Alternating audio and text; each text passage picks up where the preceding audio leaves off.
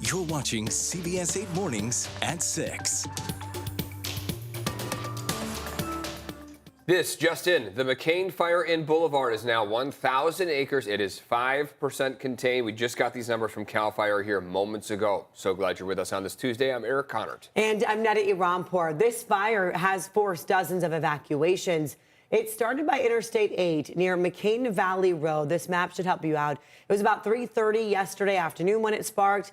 Let's send it over now to CBS 8's Regina Yorita. She's live there in Boulevard with the latest on the fire. Good morning, Regina. Yeah, that's correct. Good morning, Eric and Neda. We're next to McCain Valley Road, really trying to get more of what firefighters are dealing with. But let's get to some video to kind of show you what we were looking at yesterday. This all ignited because of a car accident that happened yesterday afternoon on Interstate 8. It started as a 10-acre fire and quickly grew to 100 acres. Now, this morning, fire crews are dealing with nearly a 1,000-acre fire, and so far just 5% contained. The fire has prompted thousands of people out of their homes and threatened 150 structures and De Anza Springs Resort. Ground crews continue to battle this blaze, and they're expected to continue for the next couple of days. Now, yesterday we noticed fire engines spraying water on the flames, helicopters making water drops and fire retardant. To be clear, those evacuations have been ordered for De Anza Springs Resort and other nearby locations. The temporary evacuation point is Golden Acorn Casino. But here's what CAL FIRE told us yesterday. We got a report of a traffic collision. First unit on scene reported that the vehicle was on fire and had spread into the vegetation. And we are hoping to get an update from CAL FIRE very soon. But for now, we do know that this blaze continues to threaten nearby structures. It's why an evacuation warning as well as orders are still in effect for now. But I'm going to send things back to you, Eric and Neda. And now we want to get things over to Evan with more on the conditions out there and this hot weather we continue to have here. Yeah, when we were looking at Boulevard as of yesterday afternoon, temperatures were in the low 90s. We saw wind gusts around 10 to 20 miles per hour, so quite breezy into that afternoon stretch. That's what firefighters don't want to see. Low humidity and more intense wind gusts are a recipe for spread of those fires. So that's what we're going to watch for today in terms of whether or not we'll meet that same criteria. Chances are pretty high that we will get just as hot as yesterday. Today's forecast shows mid-70s along the coastline, mid-80s as you move inland, 90s for the mountains, and triple digits for the deserts at 113 this afternoon. Now, we do still have an excessive heat warning that applies strictly to the deserts. That's the pink there on the screen. However, as we get into Friday and Saturday, we're going to watch as that pink starts to spread westward. So the excessive heat warning that we currently only have for the deserts will apply to our inland valleys and our mountains by the time we get to Friday and Saturday, meaning that those temperatures are just going to keep climbing as we get into your 4th of July holiday weekend. Satellite radar showing some clouds along the coastline, marine layer clouds typical for the morning that will break apart over the next about 2 hours or so. Coming up, we'll talk more about what to expect into your holiday weekend that is just a few days away now. Back to you. Firefighters are also battling the kitchen fire burning in Campo near Lake Morena. So far, it's burned about 43 acres. It's 5% contained. This fire began around 11 a.m. yesterday off Kitchen Creek Road and Old Highway 80. The U.S. Forest Service says crews are making good progress. The cause is still under investigation. According to CAL FIRE, this fire season is much worse compared to last year with nearly 3,000 wildfires so far this year. The fires have scorched more than 131,000 acres. That is a 1,600% increase in acres charred compared to this time last year.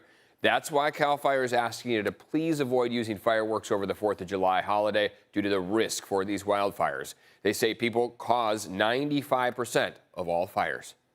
And now new this morning, many of us are now paying more for water. The city of San Diego just increased rates another 5.2%. And there's another hike on the way. CBS 8's Chris Groh joining us live along Harbor Island to break down these numbers. Chris, what does this mean for our bills? Yeah, good morning. And remember, this was something that was passed in September of last year. That first rate increase went into effect in December. But here we are yet again. July 2nd, July 1st was the latest increase. And when you take a look at the numbers here, today, as of today, water rates are 5.2% higher.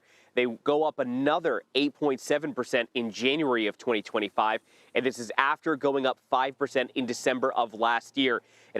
This overall rate hike marks the first time in nearly 8 years that water rates will be going up this high, again, nearly 20% when it's all added up.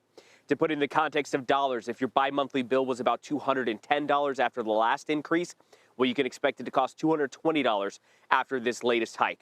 Now, according to the city, this increase will help the city continue to upgrade core infrastructure by, quote, replacing aging water and wastewater pipelines and fund investments like pure water.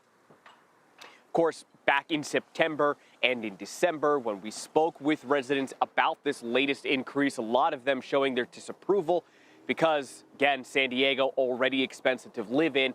A lot of people living paycheck to paycheck, and this is just another example of things getting a little bit more expensive. But as the city points out, they're trying to improve a lot of the infrastructure that those residents use. Eric and Netta.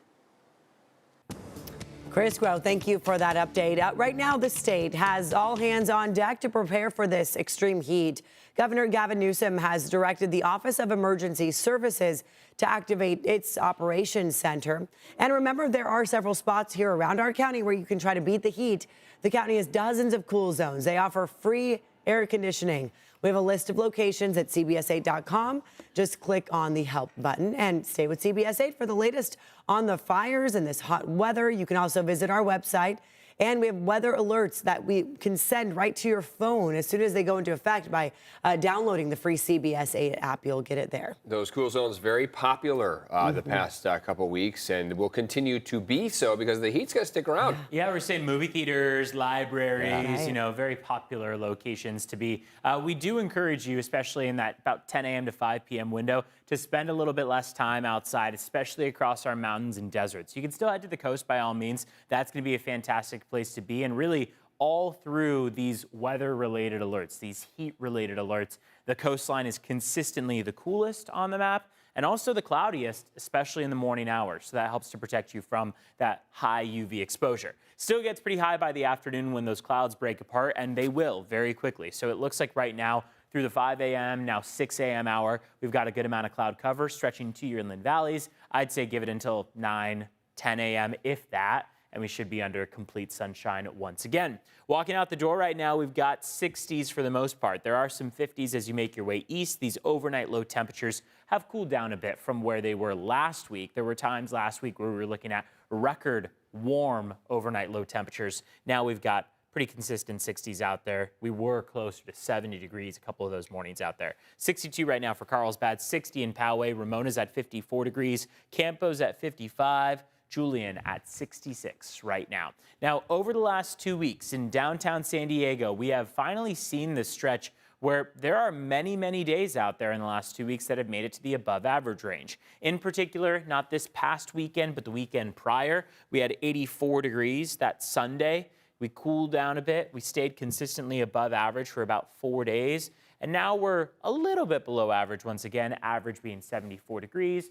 We made it to 72 yesterday afternoon. Past weekend, though, Saturday, Sunday, both days were slightly, just a hair above average. So where do we go from here? Well, it looks like those temperatures are going to keep warming their way up. So you can see how between now and the upcoming weekend, we see those afternoon highs climb. Friday and Saturday are going to be the two warmest days that we have over the next 8 to 10 days or so. So that's really where we see that main impact expected. Whereas today, mid-80s, starting to climb to the upper 80s, and then it's the low 90s that we're mostly concerned about going into that Friday and Saturday stretch out there. You can get that 7-day forecast as you head to our website at cbs8.com/weather. Let's check in on how traffic is shaping up this morning. It's 6:09 right now so far.